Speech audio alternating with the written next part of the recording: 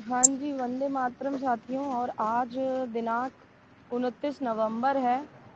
तो आज हम माता जी से जानना चाहेंगे कि ये जो टॉन्सिल्स हैं, जो पड़ जाते हैं बार बार, लोगों के खांसी होती है, बहुत ज़्यादा बढ़ भी जाते हैं और गले टाइट हो जाता है, दर्द देता है बहुत ही ज़्यादा, और बहुत भयानक खांसी होती है लोगों को। और मतलब कुछ भी खाते पीते नहीं बनता, एलर्जी जैसी हो जाती है। तो कुछ डॉक्टर्स कहते हैं कि इनका ऑपरेशन करवा दो। कुछ लोगों के इसके लिए रिव्यूज़ पॉजिटिव हैं कि उनको कोई फ़र्क नहीं पड़ा। कुछ लोगों को अपनी इम्यूनिटी में फ़र्क भी लगा है। तो माता जी, आप क्या कहेंगी इसके बारे में? वंदे मातरम सभी को। जो लोग ऑपरेशन करवाने के बाद टॉन्सिल का कह रहे हैं हमें कोई फर्क नहीं पड़ा है, ऐसा हो ही नहीं सकता कि फर्क न हुआ हो। वो उन्होंने इमेज नहीं किया है, क्योंकि ये टॉन्सिल दोनों तरफ होते हैं। हमारे गले के इनपुट के लिए, हमारे इनपुट के गेट के लिए चौकीदार होते हैं। इन चौकीदारों को हटा दिया तो कोई भी बीमारी अंदर घुसना बहुत आसान होती है।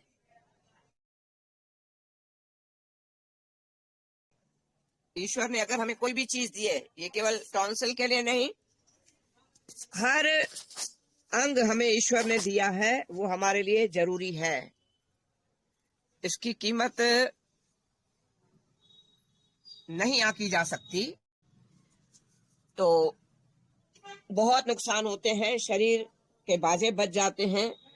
कोई भी अंग आप निकलवा लोगे तो परेशानियां तो होंगी। ये आने वाले वक्त में पता पड़ता है, अगर किसी को नहीं भी पता पड़ा है तो। बाकी कुछ लोग ऐसे भी कहते हैं हमने घुटने बदलवा लिए, हमें कोई फर्क नहीं पड़ा, हमें अच्छा लग रहा है।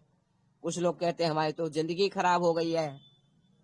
अब वो इमेज नहीं कर पाए या क्या है, ये कह नहीं सकते। प्रकृति ने जो दिया है, ईश्वर ने जो दिया है, उसको हटवाना ना समझी है। इससे अच्छा है अपने खान पान में पूरी तरह से ध्यान दो। कोई गलत चीज अंदर जानी ही नहीं चाहिए, और तभी बात टॉन्सिल बनेगी। के लिए जिनको बहुत ज़्यादा पड़ गए हैं या ऑपरेशन के लिए बोला है, तो वो लोग क्या ध्यान रखें कि क्या अपनी काढ़ा पिए या दवाई लें? क्या क्या कर सकते हैं वो परहेज, और दवा में क्या ले सकते हैं, कुछ बताओ आप। वो अमलतास की फली को कूट लें, बीज निकाल के फेंक दें। उसका अंदर जो गोंद जैसा, मलम जैसा काला सा होता है, वो भी उसमें रहे, छिलका भी उसी में रहे। उसको रात को आधा चम्मच भिगो के रखो और सवेरे उबालो, छान लो। छान कर थोड़ा पी लो, घी पीकर। और थोड़े से मतलब 2 चम्मच 3 चम्मच पी लो। 1 कप पानी में भिगो के रखो। बस चाय जितना ही उबालना है, ज्यादा नहीं उबालना है। सारी रात भिगोने से उसका असर निकल आता है। तो 2-4 चम्मच घी पीकर 2 चम्मच करीब ये काढ़ा पी लो। बाकी काढ़े से गरारे करो, आपके टॉन्सिल सेट हो जाएंगे। वैसे मैंने एक दवा भी है जिससे टॉन्सिल को दबाने से बहुत आराम आ जाता है। तो नहीं तो घर में ही अगर आप दांतों में ब्रश करने वाला जो होता है, ब्रश दांत साफ करने वाला, उस पे वो दवा रख के टॉन्सिल को दबाओ। और नहीं तो नमक नहीं, फिटकरी और हल्दी और कंडे की राख, 2-2 चुटकी सब मिला के आधी ये दवा ब्रश पे ऊपर से रख के, या कुछ ऐसा चीज हो आपके पास जो मक्खन लगाने वाली स्टील की छुरियां आती हैं, उसमें धार नहीं होती है, उस पे रख के एक तरफ टॉन्सिल को दबाओ, आधी दूसरी तरफ रख के दूसरे तरफ के टॉन्सिल को दबाओ। अगर उंगली से कर सकते हो तो सबसे अच्छा है, वरना किसी का सहारा लेके अंदर तक उसको दबाओ और ऊपर से भुने हुए चने खा लो, आधी मुट्ठी से भी कम, आपके टॉन्सिल खत्म हो जाएंगे। 3 बार कर लो। अच्छा, ये शाम को करना है वो भी बता दो आप, संध्या जब संध्या के टाइम दोनों। करना है ये, हाँ, जिस टाइम संधि का समय हो, न रात हुई हो दिन और न रात दिन मिल बचा हो, रहे हो। दोनों समय मिल रहे हैं उस दिन और टाइम रात करो। मिल रहे हो, हाँ। हाँ, दिन रात मिलने वाले समय पे करो। और ये शगन ऐसा ऐसा करो है कि 3 बार करना है एक दिन में, और 3 दिन एक, करना है, और एक दिन में एक शाम को बार करना करना है, है और और हो 3 दिन। सके। अरे मतलब 3 जगह करना है ना, एक टॉन्सिल, दूसरा टॉन्सिल और ऊपर, हाँ हाँ है हाँ ना। हाँ हाँ हाँ हाँ। वैसे 3 बार, वैसे वरना पर जगह पर तो एक एक बार। 3 दिन करना है। और दूसरा कि ये हम अगर चौखट पे करें तो और अच्छा है, ये सगन है मतलब चौखट का तो और ही ज्यादा है। और करीब 1 घंटे तक पानी नहीं पीना है, कम से कम, नहीं तो टॉन्सिल फिर फूल जाएंगे। ये चने खाने का मतलब यही होता है कि जो हमारा सलाइवा बन रहा है ना, वो भी अगर हमारा अंदर गया सलाइवा तो टॉन्सिल उसको सोख लेंगे। तो चने खाओगे तो वो सलाइवा चने सोख लेगा, तो तुम्हारा वो दबाए हुए टॉन्सिलों को नुकसान नहीं देगा। इसलिए चने खाते हैं। ये चना खाना उसका एक विज्ञान है एक तरह से, कि चने खाने ही खाने हैं ऊपर से। इसके लिए मैंने कुरुक्षेत्र में जो कैंप लगाया था, एक बच्ची थी जो शबद कीर्तन करती थी, तो उसको टॉन्सिल से कारण खांसी नहीं जाती थी, तो वो कहती थी माता जी मैं खांसूं कि कीर्तन करूं। बहुत परेशान थी और कई सालों से परेशान थी। तो मैंने कहा बेटा कल चने ले आना शाम के टाइम। चने ले आई, एक बार में ही उसकी खांसी ठीक हो गई। इतना खुश हुई कि मैं बता नहीं सकती। मैं तो आज ही कीर्तन की हूँ। और वो 3 दिन करवा के गई, वो हरदम के लिए ठीक हो गई। मैंने कहा आज के बाद ऐसी चीज नहीं खाना, बलून नहीं फूकना। बलून फूकने से भी टॉन्सिल हो जाते हैं। देखो, फूक हम बलून में भी मार रहे हैं, फूक हम शंख में भी मार रहे हैं, मगर शंख वाली फूक हमें नुकसान नहीं करती है, ये भी ध्यान रखना, उल्टा फायदा करती है। और बलून में फूक मारने वाली फूक नुकसान करती है।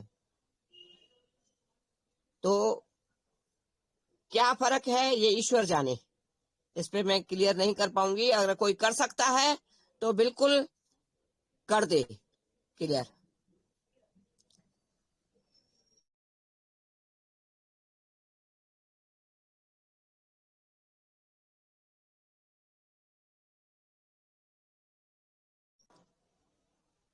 जीवन भाई, आप रख सकते हैं अपना विचार इस बात पे, आप बुजुर्ग हैं। बात सुननी नहीं, मैं बाद में जुड़ा हूँ। अच्छा, नहीं मैंने ये बताया शंख बजाने में जो हम फूक मारते हैं उससे टॉन्सिल नहीं होते हैं। और जो हम बलून फूक मारते हैं, बलून फूलते हैं, फुलाते हैं, तो उससे टॉन्सिल होते हैं। इसका मेथड क्या है?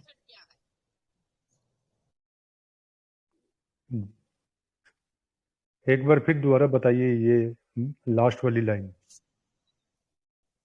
देखो, शंख में भी हमें बजाने के टाइम फूक मारनी पड़ती है, हाँ हाँ। बलून फुलाने के लिए भी हमें फूक मारनी पड़ती है। हम्म शंख वाला उल्टा हमारे फेफड़ों को मजबूत करता है, शरीर को हम्म मजबूत करता है फूक। और बलून वाला फूक हमारे टॉन्सिल को बढ़ा देता है। हम्म। इसका मेथड क्या है? फूक तो वही है। एक तो देखिए, मैंने अभी तो खैर नहीं, बहुत बहुत दिन पहले जैसे बच्चा लोग का जन्मदिन में बैलून फुलाने पड़ते थे, एक तो बैलून के अंदर में एक तो उनका कोई केमिकल नहीं, ऐसा कोई गैस वगैरह लगी होती है। तो वो जब हम लोग फूंक मारते हैं वापिस लेते हैं, तो वो हमारे गले में आ जाती है। एक तो ये कारण हो सकता है, और दूसरा जो है, शंख में जब हम लोग मुंह लगा करके फूंक मारते हैं तो लगातार लंबी फूंक मारते हैं, और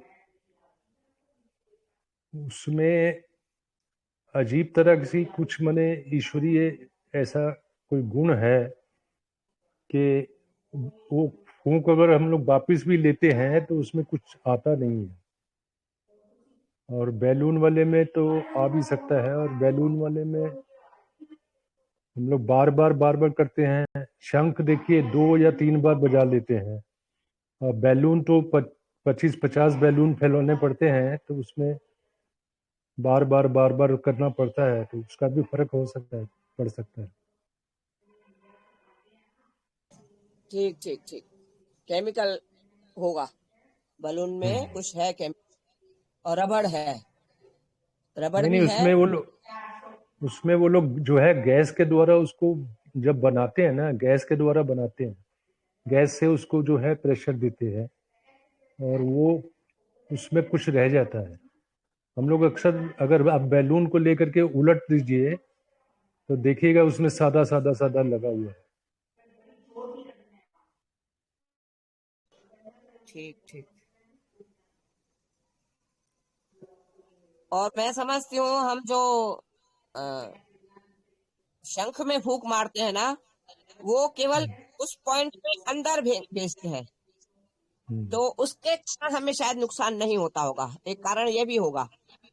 और जो बलून में मारते हैं वो कुछ वेस्ट भी जाती है, और उसका केमिकल भी कुछ होगा, तो इन बातों का ध्यान देखिए रखना है। देखिए बैलून में एक बार में फूंक मारने से तो पूरा बैलून नहीं फूलता है, उसको 2 बार या 3 बार मारनी पड़ती है। और शंख में तो एक ही बार आप जब फूंक लंबी मारते हैं तो हम लोग जो फूंक मार रहे हैं वो दूसरी तरफ से निकल जा रही है आवाज, साउंड बन के। बैलून में तो वैसा सिस्टम नहीं है, उसमें हमारी फूंक जो है जमा हो रही है, और फिर दोबारा उसको फूंक मारते हैं, फिर दोबारा उसमें फूंक मारते हैं ताकि बैलून पूरा फूल जाए। तो उसमें बार बार जो वो जो लगा हुआ है केमिकल है, वो बार बार हम लोग का हो सकता है गले में आ जाता हो। ठीक तो ठीक ठीक कारण कोई ना कोई केमिकल का ही है। ठीक ठीक ठीक। उसमें अजीब सी गैस होती है, हम्म। बचपन में हम लोग फुलाया करते थे तो वो गैस कभी कभी गले में लगती भी थी। हाँ हाँ हाँ हाँ हाँ। चलो, और कोई सवाल हो किसी का? जीवन भाई, आप कुछ रखना चाहें सवाल? किस एजेंडा में बोले? एजेंडा तो नहीं है ना। टॉन्सिल पे ही चालू हुआ था। टॉन्सिल के लिए क्या करना चाहिए, तो मैंने काढ़ा वगैरह बताया। हम्म। टॉन्सिल के लिए कुछ पूछना हो? देखिए परहेज परहेज नहीं हो पा रहा है। हम लोग माने उल्टा पुल्टा चीजें खा ही रहे हैं, चटर पटर कर रहे हैं।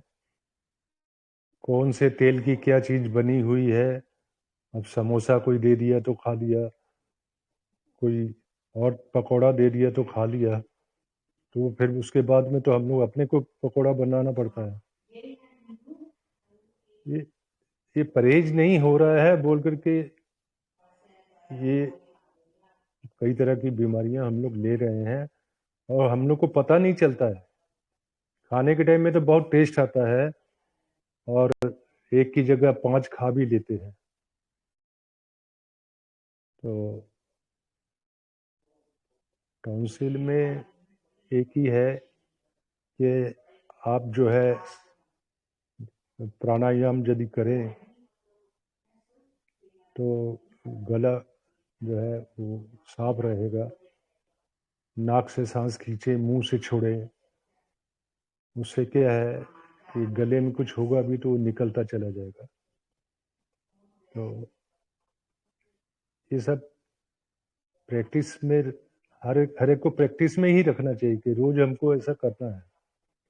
ये प्राणायाम से तो एक फायदा नहीं है ना, कई तरह के फायदे हैं।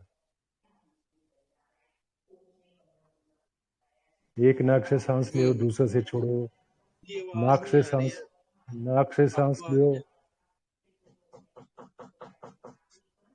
नाक से सांस लो, मुंह से छोड़ो। मैं तो नाक से सांस भर करके नाक और मुंह सब बंद करके कानों की तरफ से भी प्रेशर उसको भेजता हूँ हवा का, ताकि इसमें क्या होता है, अगर किसी का पर्दा हटा हो, हिल जाए, तो वो वापिस अपनी जगह में आ जाता है। ये भी इसका एक फायदा है। ये मेरे को बहुत डॉक्टर अच्छा हर्षवर्धन ने बहुत ये अच्छा मेरे को रहता है। डॉक्टर हर्षवर्धन ने बताया था, जो हेल्थ मिनिस्टर था। हम लोग एक साथ में खेले डुले हैं बचपन में। तो एक बार वो ईएनटी का डॉक्टर है, तो मैं एक बार कान साफ कराने गया, तो मैंने बोला मेरे को जो है कुछ सुनाई कम दे रहा है। तो बोलते हैं कभी तेल डाले ही नहीं है तो सुनाई तो कम देगा ही। और दूसरा मैं बोला मेरा पर्दा में कुछ फर्क है क्या? तो बोलते हैं उस आप यहाँ बैठो, नाक से सांस खींचो और मुंह और नाक दोनों बंद कर लो और जोर से अंदर से जो है सांस को छोड़ो, वो कान के पर्दे को ठीक जगह में सेट कर देगा। वो मैंने किया वो उसके सामने, तो बोलता है ऐसा हर 1 घंटा के बाद में 1-2 बार कर लीजिए कीजिए, वो कान का पर्दा का प्रॉब्लम खत्म हो जाएगा।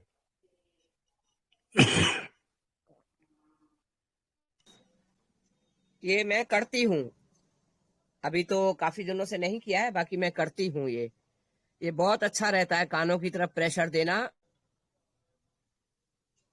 बहुत अच्छा रहता है। तुरंत आपको सामने वाली की आवाज जो है ऊंची सुनाई देने लगती है। उसका तो जैसे ही हम बिल्कुल लोग बिल्कुल करेंगे ना, तुरंत आता है। सामने वाले की आवाज ऊंची सुनाई देने पड़ती है।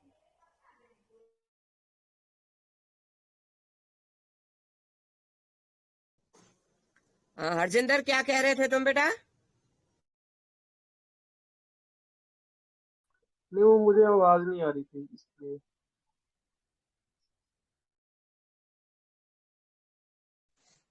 हेलो। हाँ माता जी। माता जी रिकॉर्डिंग चल रही है क्या? हाँ हाँ बोलिए। तो इसके बारे में बता दीजिए, किट के बारे में। अच्छी बात है, बता देती हूँ। तुम एक एक सामान के लिए हाथ में उठा के नाम पढ़ के पूछते जाओ, मैं बताती रही जा रही हूँ। तो माता जी हरजिंदर बच्चे, हाँ एक जी, मिनट एक बोलिए। मिनट हरजिंदर, ये जो हाँ जी, हाँ जी। नहीं तो वो वाली रिकॉर्डिंग बंद करके तुम इसकी केवल किट की चालू हाँ, एक सेकंड।